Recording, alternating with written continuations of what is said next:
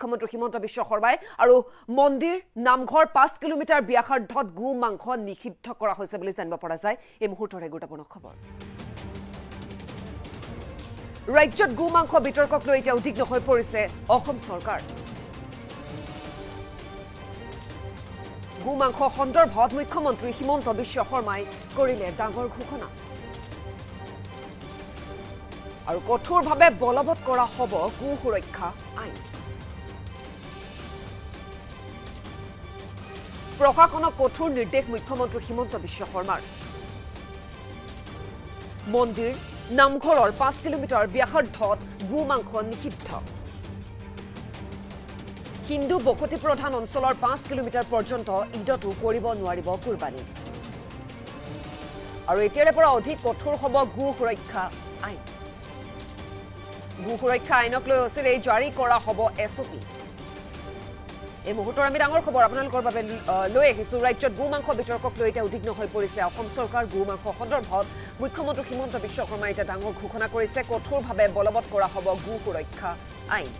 প্ৰশাসনক কঠোৰ নিৰ্দেশ দিছে মুখ্যমন্ত্ৰী হিমন্ত বিশ্ব শৰ্মাই আৰু য'ত মন্দিৰ বা নামঘৰ আছে সেই স্থানৰ পৰা 5 কিলোমিটাৰ ব্যাসাৰ্ধত গো মাংস নিষিদ্ধ কৰা হৈছে হিন্দু বসতি প্ৰধান অঞ্চলৰ 5 কিলোমিটাৰ পৰ্যন্ত ঈদতো কৰিব নোৱাৰিব কুৰবানী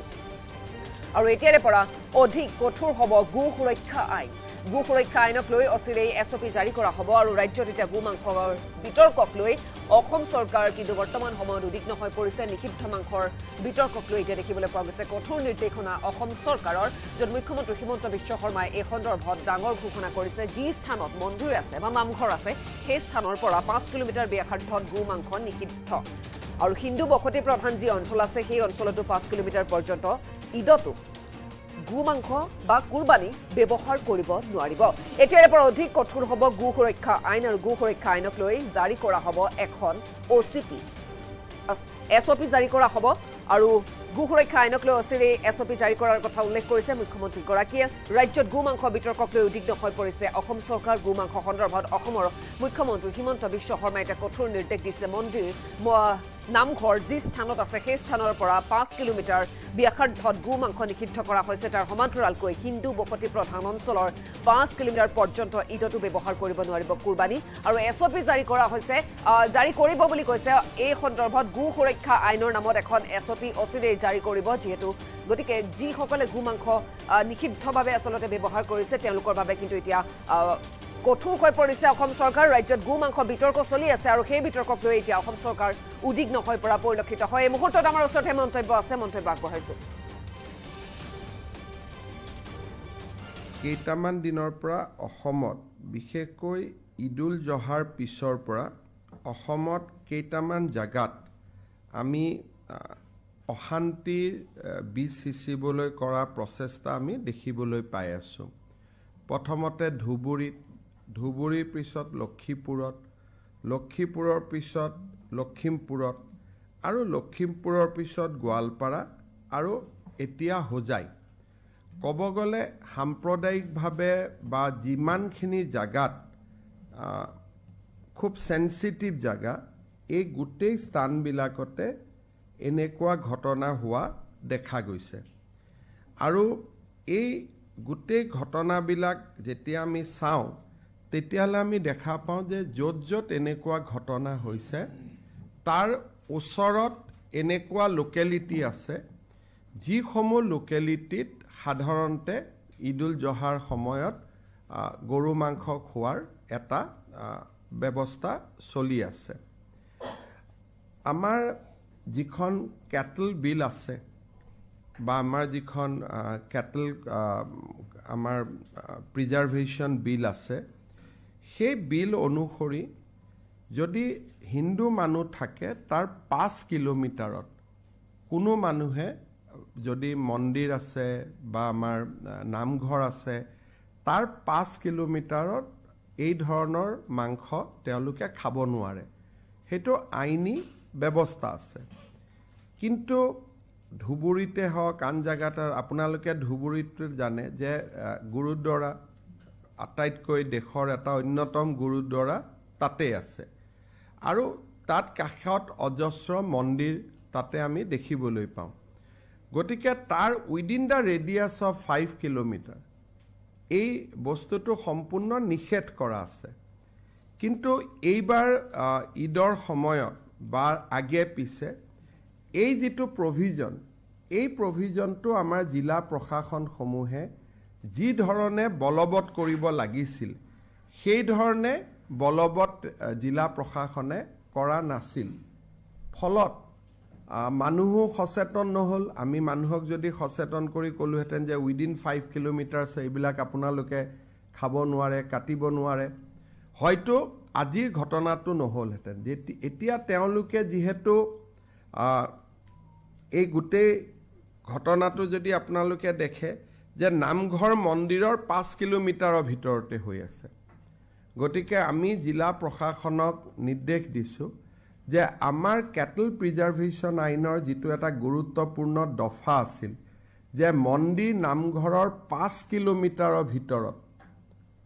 গৰু মাংস কোনেও খাবও নোৱাৰে কাটিবও নোৱাৰে মাৰিবও নোৱাৰে এই যেটো আমাৰ ব্যৱস্থা আছিল তাক আমি খুব কঠোৰভাৱে বলবৎ কৰিবলৈ জিলা প্ৰশাসনক আমি নিৰ্দেশ দিছো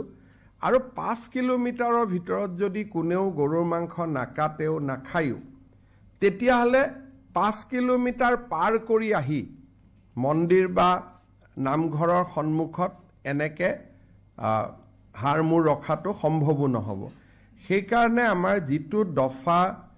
বিভিন্ন কাৰণত আমি খুব শক্তিশালীভাৱে ৰূপায়ণ কৰা নাছিলো এতিয়া আমি সেই দফাটো শক্তিশালীভাৱে ৰূপায়ণ কৰাৰ বাবে আমি সিদ্ধান্ত লৈছো আৰু মই ভাবো যে ই এটা গোটেই ব্যৱস্থাটোৰ পাৰ্মানেন্ট সলিউশন হ'ব পাৰে যে উইদিন 5 কিলোমিটাৰ উইদিন 5 কিলোমিটাৰ মানে ধুবুৰী টাউনত কোনেও খাব নোৱাৰে কোনেও কাটিব নোৱাৰে that is the বটদ্ৰবাৰ 5 কিলোমিটাৰত কোনেও খাব নোৱাৰে কাটিব নোৱাৰে আজি লখিমপুৰতো যেটো ঘটনা হৈছে তাৰ জাস্ট উইদিন 1 কিলোমিটাৰ এই ঘটনাটো ঘটিছে বা হাৰমুৰ আমি বাজেয়াপ্ত কৰিছো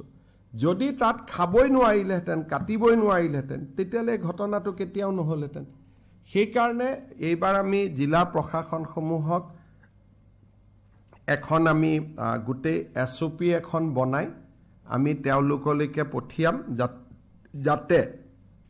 উইদিন 5 কিলোমিটাৰ ভৱিষ্যতে ঈদ আদিৰ দৰে অনুষ্ঠান হলেও যাতে কোনো কুৰবানী হ'ব নোৱাৰে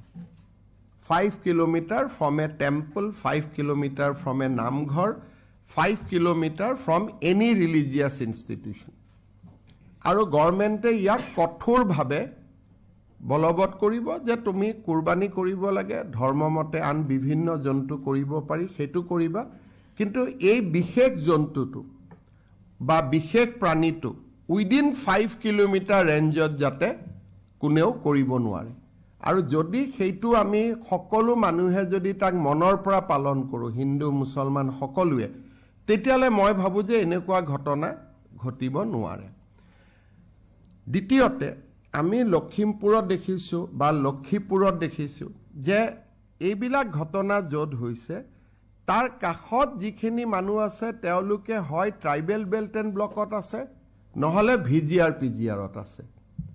তেওঁলোকে নিউৱে অনৈতিক তেওঁলোকে আইনমতে ভিজিআৰ পিজিআৰৰ মাটি দখল কৰি থাকিব নোৱাৰে বা ট্ৰাইবেল বেল্ট এণ্ড ব্লকত থাকিব নোৱাৰে আনকি আপোনালোকে দেখিছে যে বিধানসভাত সিদিনাখন বিৰোধী দলপতিও কৈছে তেওঁ এটা সন কৈছে সেই সনৰ পিছত তেনেকুৱা মানুহ তাত দখল কৰি মাটি দখল কৰি থাকিব নোৱাৰে গতিকে মই গুটেই কেইজন উপায়ুক্তক আয়ুক্তক এইটো নিৰ্দেশ দিছো যে ভিজিআৰ পিজিআৰত এটা সম্পূৰ্ণ আমি সাৰ্ভে কৰিব লাগে যিমান মানুহ জুন তিনিটা প্ৰজন্ম অসমত নাই যোনে আইনমতে অসমীয়া মানুহ যোনে আইনমতে মাটিৰ বসুন্ধৰা মতে মাটি পাব যোগ্য তেওঁলোকক বাদ দি যি সকলে ভিজিআৰ পিজিআৰত বহি আছে আৰু যোন আমাৰ থলুৱা অসমীয়া মানুহ নহয় খিলঞ্জিয়া জনজাতি মানুহ নহয় খিলঞ্জিয়া ওবিসি নহয় এসটি নহয় শিডুল কাষ্ট নহয় বা আমাৰ থলুৱা অসমীয়া নহয় তিনিটা প্ৰজন্মৰ মই গুটে অসমৰ ভিজিআৰ পিজিআৰ আৰু ট্ৰাইবেল বেল্ট এণ্ড ব্লকত বিশেষকৈ সেনসিটিভ জাগাত সংবেদনশীল জাগাত বহি থকা মানুহখিনিৰ এটা তালিকা বনাব কৈছোঁ পিছত আমি আইনৰ সহায় লৈ আমি যি ধৰণে আইনী ব্যৱস্থা ল'ব লাগে আমি ল'ব